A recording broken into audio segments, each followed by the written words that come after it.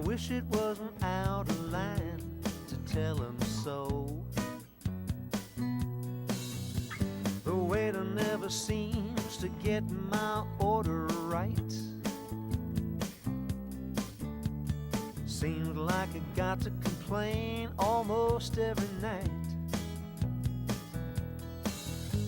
How much longer can I take this abuse? I try to be nice, but what's the use when I'm the only one that does anything right? Sometimes it seems like the world is run by chimpanzees, even though some of them might come with college degrees. It's getting hard to separate the facts from fiction, but I think I can say with obvious conviction that in this old world, everybody's wrong but me.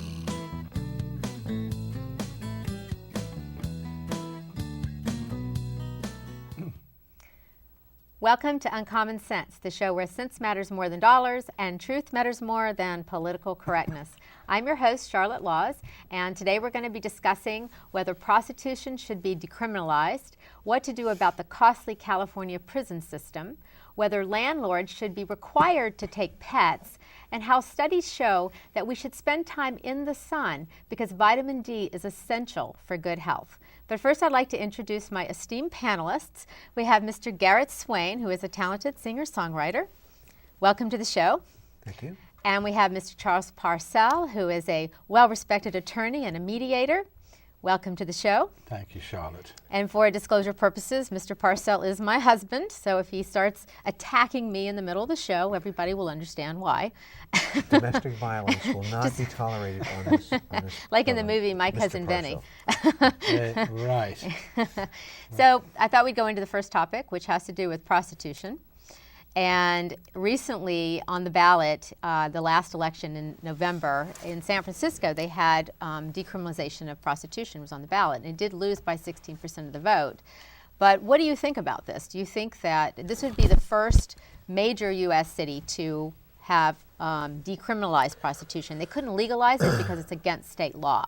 But currently there is prostitution, as you know, in parts of Nevada and also in Rhode Island. It's legal behind closed doors, which is kind of interesting. I didn't know that till recently.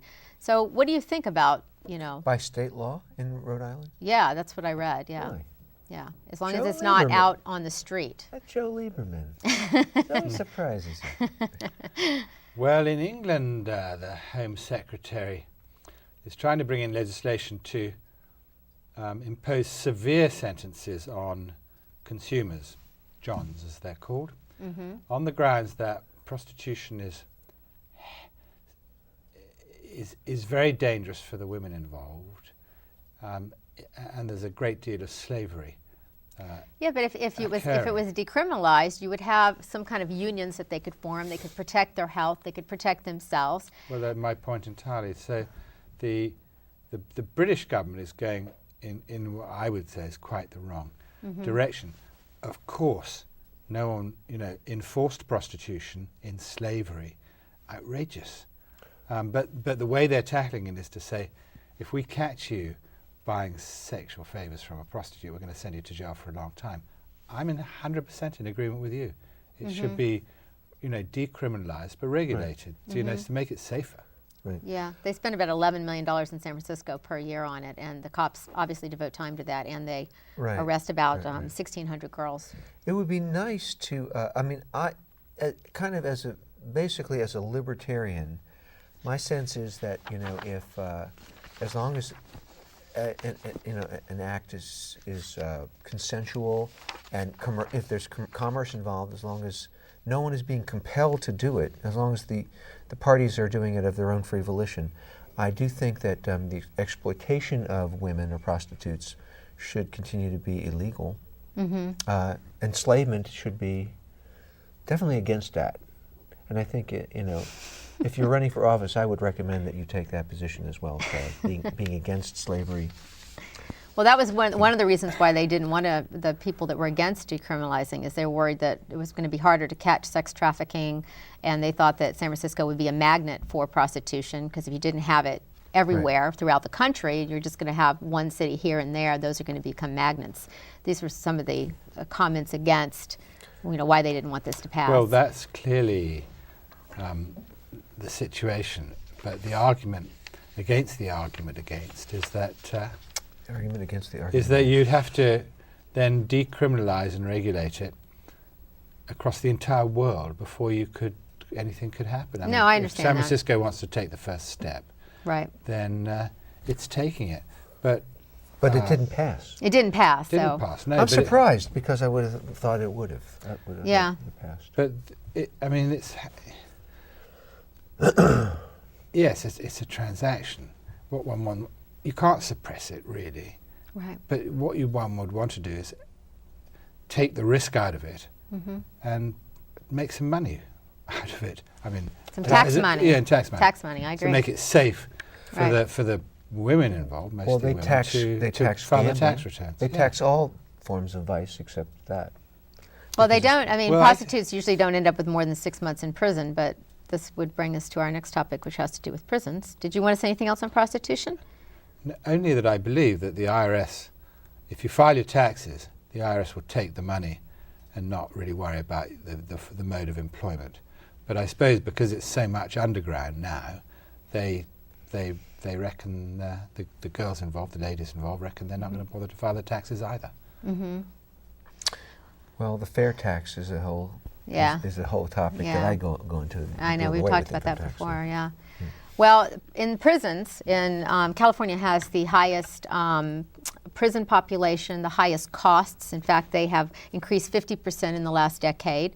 In addition, there's, I guess, a lawsuit against the state of California saying that we are not providing adequate medical care for prisoners, so we need to spend another $8 billion on that. But we spend right now about $14,000 per year on medical care per prisoner in the system. $14,000 on medical care alone per person. Right. And I know, it's like, I don't spend that much on myself. It's amazing. No. And then overcrowding is another concern. And so now, because of the overcrowding, they're going to be releasing 50,000 inmates into the streets because they just don't have space for them. Well, because of the health care crisis, people are now actually considering committing crimes so they get into jail so they can get their appendix taken out. That's right.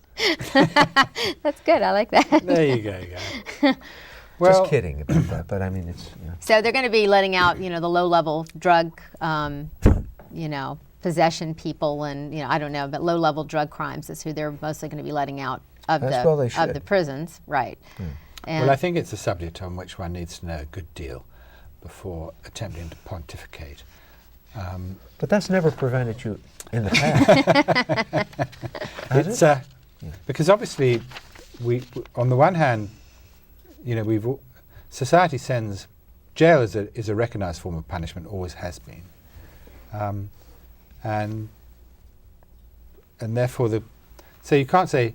I mean, one can say decriminalise prostitution, but one can't say stop sending people to jail. So you can't have a simple solution to it. right.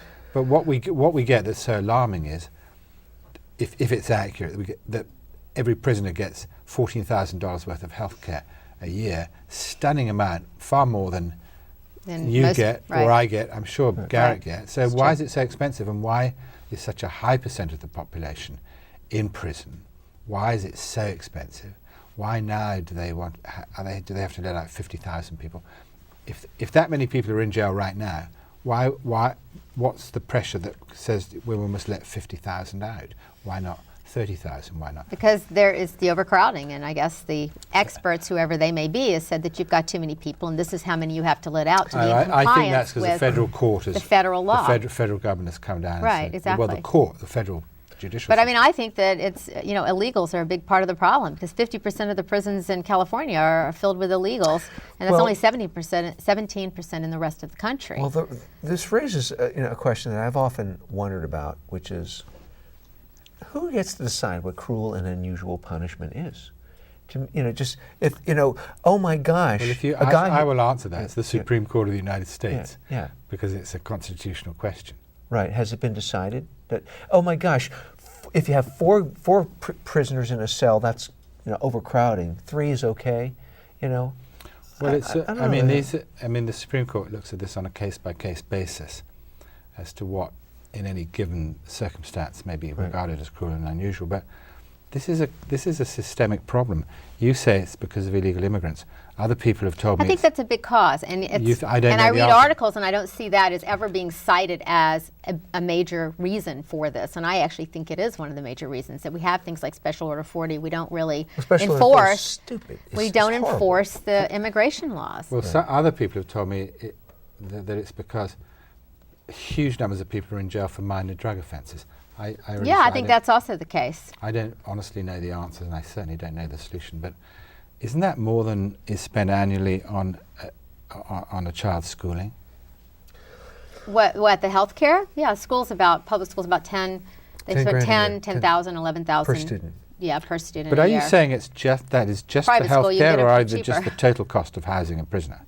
No, that's the health care portion. That's what I read. It's just under 14,000. $13,778 per inmate in California, the annual health care.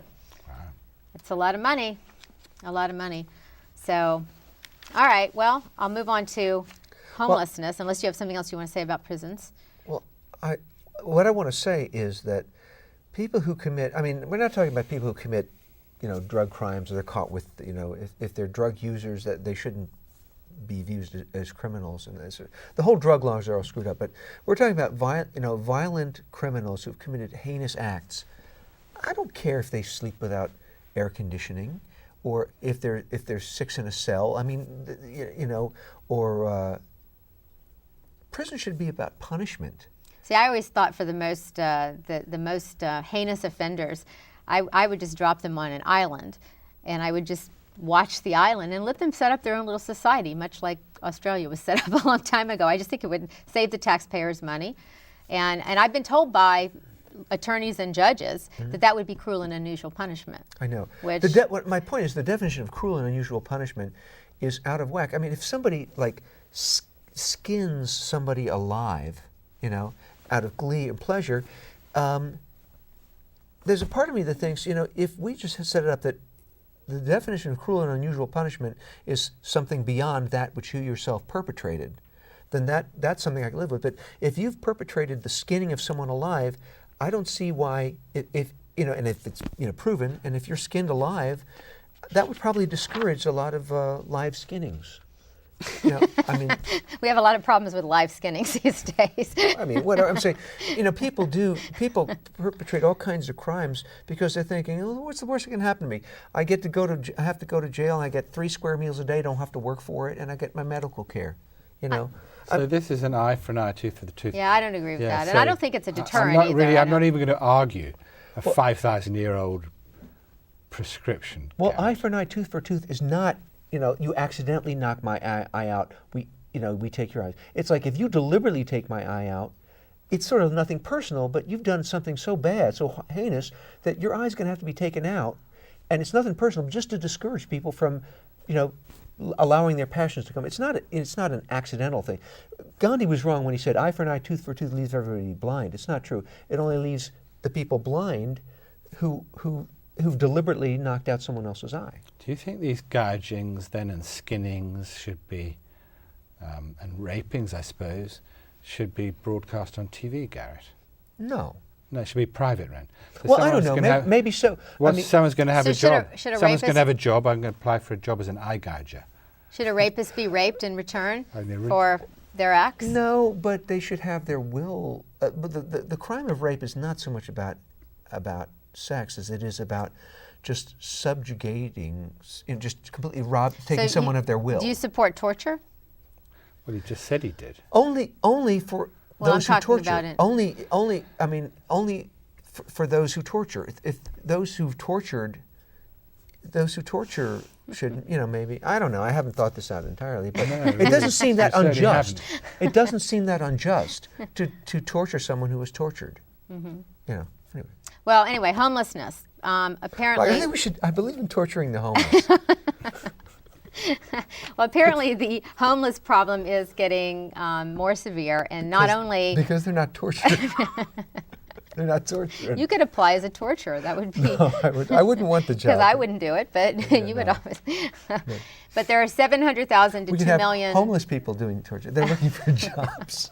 700,000 to 2 million homeless people in the country, and there are more and more people that are not mentally ill or have that have addiction problems. There are more and more people that don't fit into those categories that are coming onto the streets. And one thing that really struck me is I saw that movie, The Pursuit of Happiness, with Will Smith a while back. Did you see that movie? I didn't see it. And he was a guy that basically became homeless, and he was trying to get a job. But in the movie, what struck me as the biggest barrier was the fact that he had to check into a shelter at night and check out in the morning. So not only was this a huge time-consuming project of checking in and out, and if that shelter was full, you had to go to another one, but he had no place to put his stuff during the day when he wanted to go get a job, go to work. And the whole idea should be to get these people working if we can, Right. And so I think that they need to have storage units. Maybe in the summertime in Los Angeles, there could be an outdoor place with tents and sleeping bags rather than having to rely upon a shelter. I mean, I think that we should perhaps be more creative because it's a big problem, I think. agree I with mean, you. I really think that as a society, we should help the homeless Well, actually, people. I used to have a storage facility. I used to park some of my stuff in a storage facility in Santa Monica, actually, well, Venice. And one time I did go there, and there were tons of people there. It was like a party. And I asked them what they were doing, and they said, homeless. So those homeless people would gather together, and 10 or 15 of them would rent together a storage unit, and that's exactly what they do. In the morning, they'd all come back to park their stuff, go off for the day. So Oh, okay, well, a I'm lot glad of them they're- had figured it out. That's funnily good. enough. That's good. Um, I bet a lot of them, though, don't have that ability or that access to that, or maybe not the money. Although they say the average homeless person makes about $348 per month. So well, they do make some money. The ones who some were way. doing it obviously had a degree of sociability with themselves, Right. and trusted each other enough Right, to share a storage space. right. Uh, It's very funny. There's a interesting. there's a real estate agent in Miami who's obviously going to lose his license and maybe go to jail. But what he's doing is he's finding these empty foreclosure houses and he's putting homeless people in the vacant houses. I mean, it was in the newspaper, so I'm sure. Right. I mean, obviously that's you lose your license over that, but Really? but that's he was doing it as a charitable thing. he's doing it as a charitable thing. That's right. That's right. But also, I think anyone who says there are between 700,000 and 2 million is obviously guessing, wouldn't you say? Probably estimating, yeah. Well, Oh, does anybody know so, exactly? thanks for changing the verb. You think the estimating is better See, than he guessing? gets really hostile towards me if you notice that. No, because I said that it's a guess, and you said no, it's an estimate. Yeah. I see your point. Well, a guess is, I think an estimate is a little more based in concrete data, evidence. Whereas a than- guess is just a wild. Guess is just could be anything. Okay. That's just my difference, I think. Subtle If difference duly you, if noted. you looked it up in the dictionary, you might even Come find on, that. husband and wife. Your point. Well, vitamin D, I'll move on to the next topic. We've been told for so long that we would get skin cancer if we went out into the sun. Well, now people are actually dying of illnesses because they don't get enough sun. And actually the death rate is higher from not getting enough sun and enough vitamin D than the reverse. So people can get heart disease, cancer, osteoporosis, depression, insomnia, various illnesses from not getting enough sun. And so they say that if you're a white person, you should be in the sun in the summertime in shorts and a short sleeve shirt 10 minutes a day. If you're Hispanic, 15 to 20 minutes. And if you're a black person, you should be out there for an hour in the summertime. And in the wintertime, you need to take supplements if you live north of Atlanta. So if you're Atlanta or south, you can do the standing out in the sun thing, but otherwise you've got to take Because there's some. not enough reason. There's not enough yet. Well, exactly. they do. They reinforce. They what's the word? Supplement milk with. What's the word? They. Vitamin D. Yeah. They fortify. That's the word. Fortify They it, fortify right. milk with vitamin D. Right. Right. Someone, they were thinking they would put vitamin D in the milk, and someone came up with this great verb, fortify. It sounds so good. How about adulterate? That doesn't sound so great. Same thing. Mixing it up. Well, they're adding something. To They are indeed. Yeah, and I don't know how do they isolate vitamin D. Yeah, and there's vitamin D and vitamin D. There's D2, D3. No. Yes, Really? there are, and you don't want to You're thinking of the B vitamins, but there's only one vitamin D, as I know. No. So do you there spend isn't. your time in the sun? Do you spend the time that you should be spending in the Not sun? enough. I mean, I actually am very affected by the weather. That's one reason I don't live in it. I used to live in Atlanta, Georgia. That's where I was raised, and that's why I live in LA now. And I mean, I was depressed all the time because of the weather. Actually, in Atlanta, it's cloudy and rainy. I know you're from England, where it's rainy, cloudy and rainy all It's the not time. raining and cloudy, it's cloudy Yeah, and but rainy. That's right. with sunny intervals. Yeah, that 5 minutes in November 3rd. Yes, I That's remember true. it well. And sometimes it's sunny with scattered showers. It's very fine. But it just the Little weather doesn't affect you. It obviously doesn't you because you grew up there, and I've never heard you complain about you don't like the heat. So. Living in Woodland Hills where it's 110 degrees for days on end, yes, it affects me. I'm not so fond of the heat either. I'm not fond of a lot of heat. No. I mean, I have no problem going outside when it's 70, 80, up to 85. That's great. Getting 90, but when it goes above 90, I'm not too excited about getting into the sunshine. I concur. on that. Okay, pets. You could say, if you like, I agree, and there's nothing I can usefully add. Which is when I said I concur. So you're just changing the definition, Charles. Well, actually, that's what judges, on a three-man court of appeal, one gives the opinion. Then in England, it's sort of it's a kind of a subtle joke. I agree, and there's nothing I can usefully add. And the third judge says, I agree. Instead of concur. Next topic. I don't know why I said I concur. I didn't want to say, because I didn't want to agree with you. I just wanted to concur with you. Okay. Should landlords require or allow pets? Should they be required to allow pets? And about 50% of the rentals in this country don't allow pets, but 35% of those tenants say that they would get one if indeed they were permitted to. And in the shelters, we have dogs and cats, 5 million a year being killed in the animal shelters. Now, landlords are required to take children, and should they be required to take pets? No. Why? They shouldn't even be required to take children.